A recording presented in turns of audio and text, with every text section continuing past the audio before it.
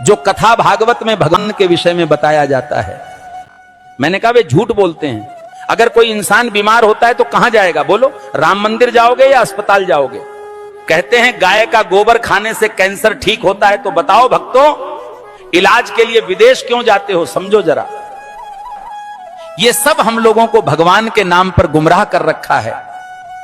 और जब यही लोग कहते हैं धन दौलत त्याग कर भगवान की शरण में आ जाओ, और खुद कहीं पर भागवत कहने जाते हैं, लाखों रुपये लेते हैं।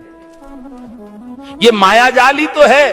भगवान की शरण में जाने का मतलब यह थोड़ी है कि अपने शरीर का ध्यान छोड़ दो।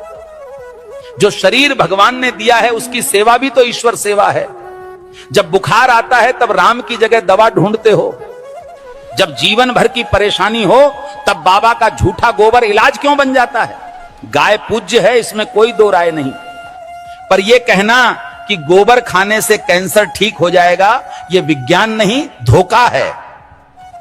जो कथावाचक कहते हैं धन दौलत छोड़ दो, भगवान की शरण में आ जाओ, वो खुद लाखों के हवाई सफर करते हैं, एसी पंडाल में रुकते हैं और पाटीदारों से लिफाफा लेते हैं। तो त्याग हमें क्यों सिखाते हो? तपस्या की राह हमें क्यों दिखाते हो, जब खुद तुमने उसका कोई अनुसरण नहीं किया? भगवान के नाम पर डर बेचकर जो अपने महल खड़े करते हैं वो संत नहीं, व्यापारी हैं।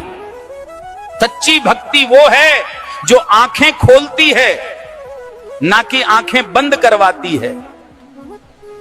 और आखिर में बात सीधी सी है, भगवान अंधविश्वास से नहीं, सच सेवा और विज्ञान से मिलते हैं। सीताराम सीताराम।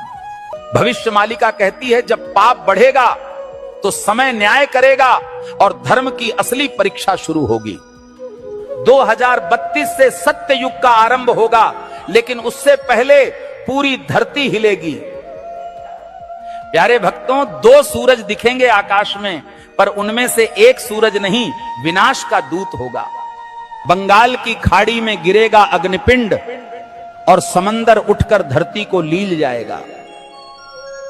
7 रात तक सूरज नहीं उगेगा, चांद नहीं दिखेगा, बस अंधकार होगा और भय, जिसे तुम प्राकृतिक आपदा कहोगे। तीसरा विश्व युद्ध दस्तक दे चुका है। शब्द नहीं, अब शस्त्र बोलेंगे। भारत पर हमला होगा, परंतु धर्म की धरती कभी झुकेगी नहीं, क्योंकि भगवान कल्कि का अवतार होगा।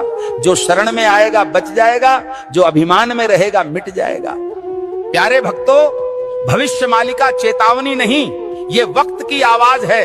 जो सुन लेगा वही कल को देख पाएगा। धर्म अब उपदेश से नहीं बचेगा, धर्म बचेगा तो तुम्हारे कर्म और श्रद्धा से।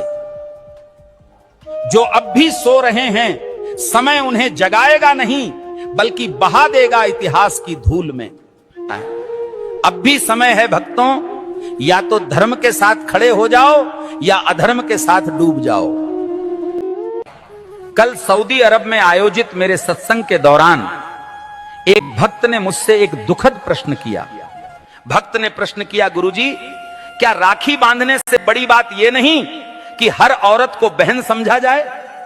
अरे मूर्खों, राखी के धागे पर इज्जत की एक्टिंग करते हो और बाकी दिन उसी इज्जत को आंखों से नोचते हो। राखी का धागा इज्जत का प्रतीक है, पर नजरें ही इज्जत न दें तो वो धागा क्या करेगा? जो आज बहन कह रहे हैं, कल उसी जैसी स्त्री को घूरते हैं। यही विडंबना है। जिस दिन पुरुष की नजर नारी को सच में बहन समझने लगेगी, उस दिन हर बेटी, बहन, हर स्त्री सुरक्षित अनुभव करेगी। भाई कहे जाने से कोई बड़ा नहीं बनता, उसके विचारों और दृष्टिकोण में सम्मान हो, यही सच्ची मर्दानगी है। राखी की रस्म निभाना सरल है, पर नीयत की सफाई असली परीक्षा है। हे प्रभु, जो स्त्री को देखकर गंदे ख्याल लाता है वो कभी भाई नहीं बन सकता।